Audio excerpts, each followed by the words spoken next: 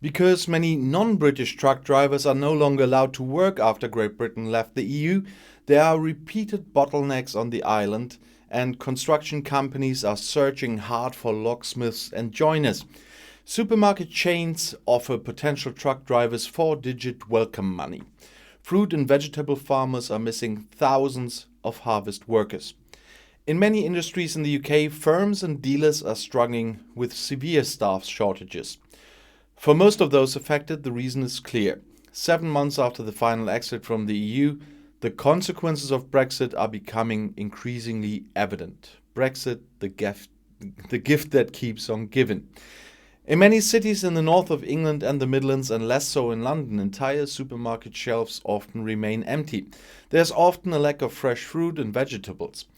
What was still accused to the COVID-19 app of the NHS National Health System in mid-July, which unnecessarily condemned many infected contacts to 10 days of isolation, is increasingly turning out to be a permanent problem.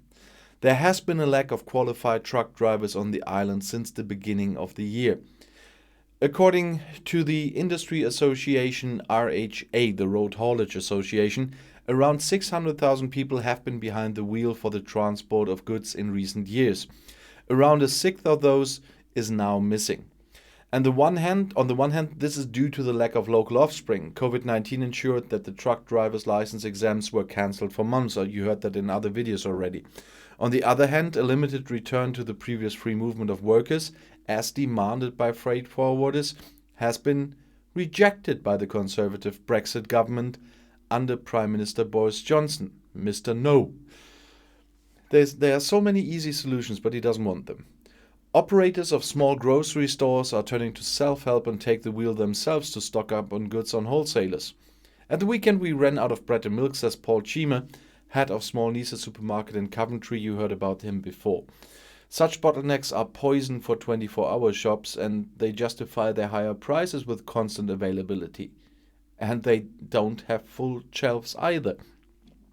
With the lobby group of the consumer markets, as well as with the industry association CPA of the construction industry, everywhere those affected complain about the perfect storm, the worst possible chain of unfortunate circumstances. As with other supply and personnel problems this summer, it is difficult for the experts to quantify what part of the misery Brexit and what part of the misery Corona pandemic has. The statistics provide clues. In the construction industry, the number of skilled workers from EU countries across the country fell by more than a half in the 4 years up to March 2021. In London, by as much as 63%. Since the referendum in June 2016, hundreds of thousands of EU citizens living in the UK have returned home. Sometimes they no longer felt welcome, and reading some comments I know why. Sometimes there were better earning opportunities in their homeland after the rapid decline in the currency. Since January, recruiting carpenters and electricians at short notice has been associated with paperwork and high costs of around £10,000 per employee. And many fruit and vegetable farmers also complain of massively higher costs.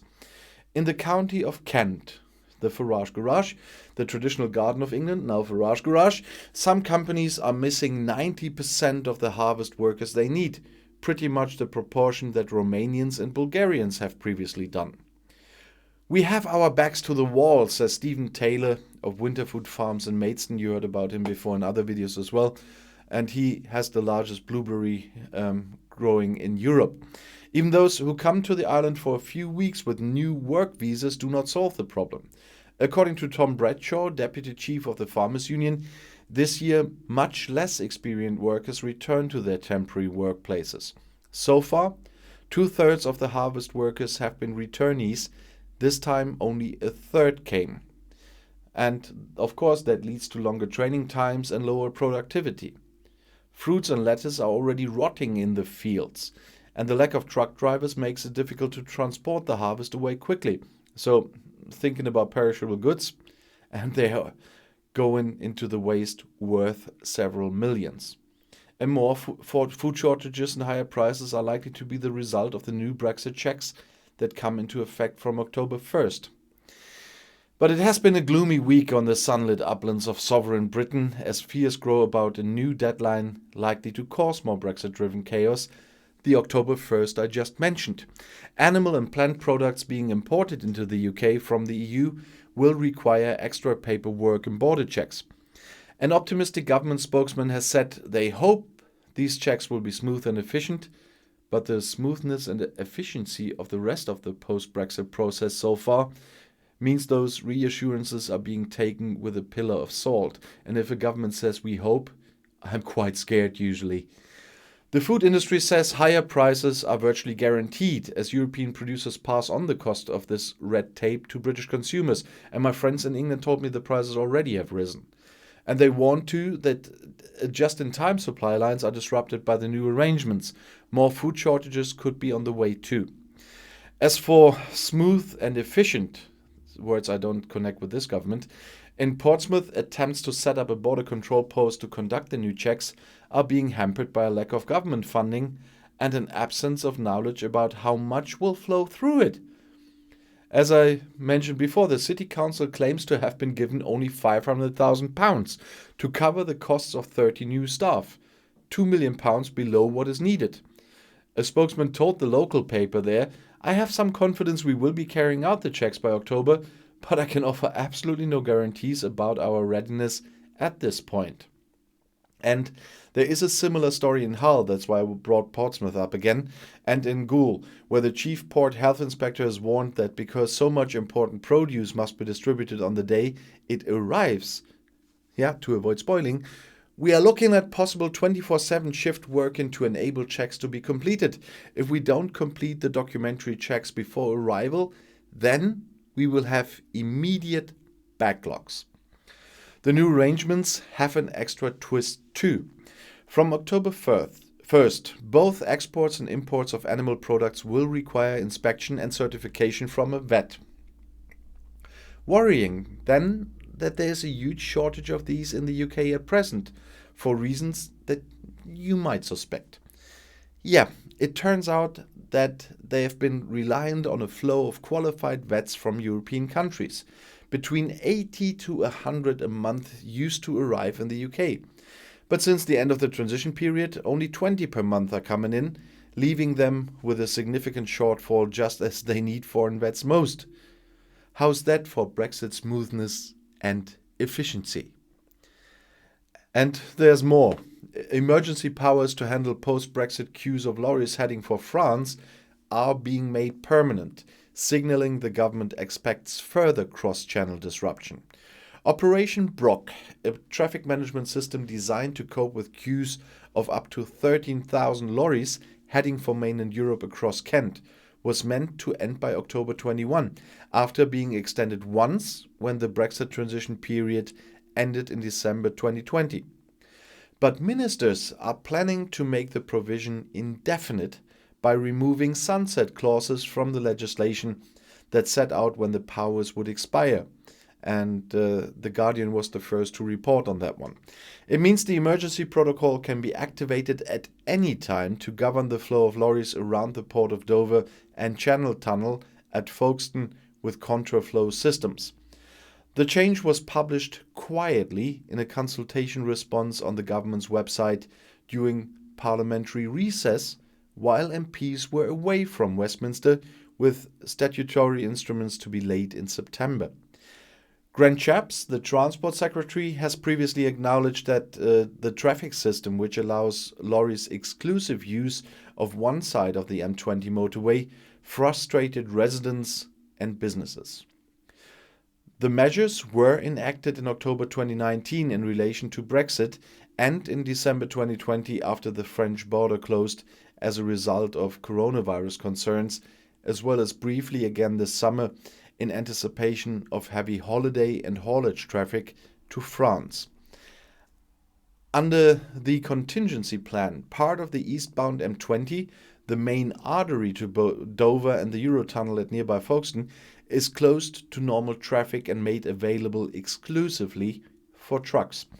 Other vehicles instead use the London-bound side of the M20 in a contraflow system. The government's consultation response said, Removing the sunset clauses would provide the Kent Resilience Forum with the ability to respond to circumstances appropriately and swiftly, minimizing any disruption.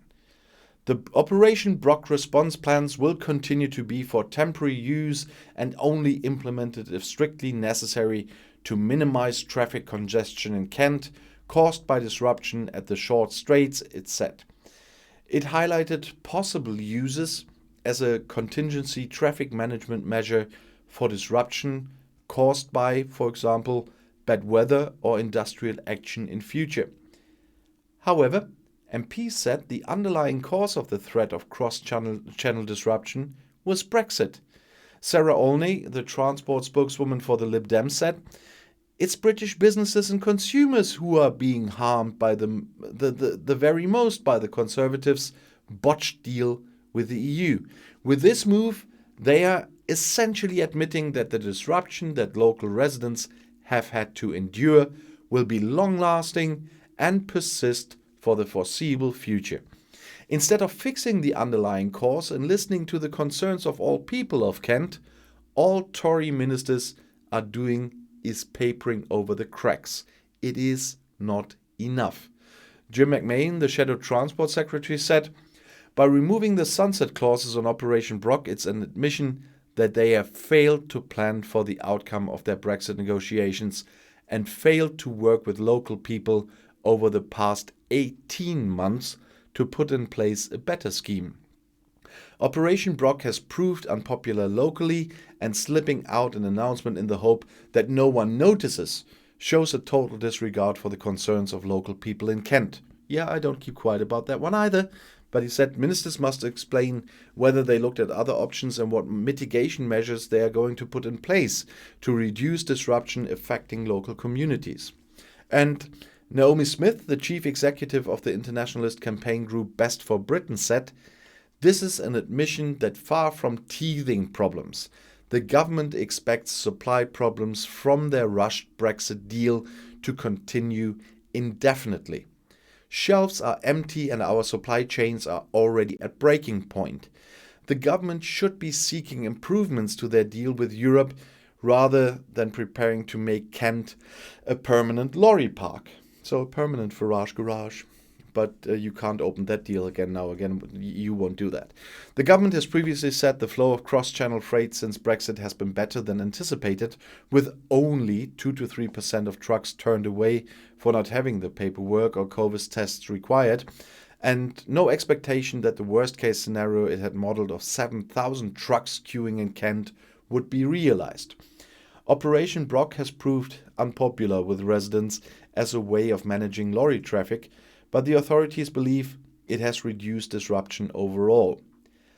A Department for Transport spokesperson said Operation Brock measures will remain temporary and will only be used when there is a significant risk of delays.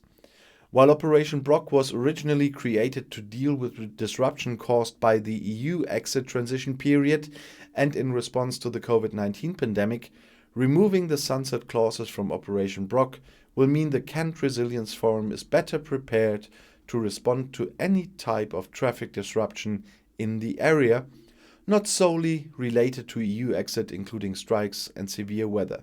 And seriously, how can they keep a straight face when they are telling jokes like this in official statements? And how can people still believe a single word they say?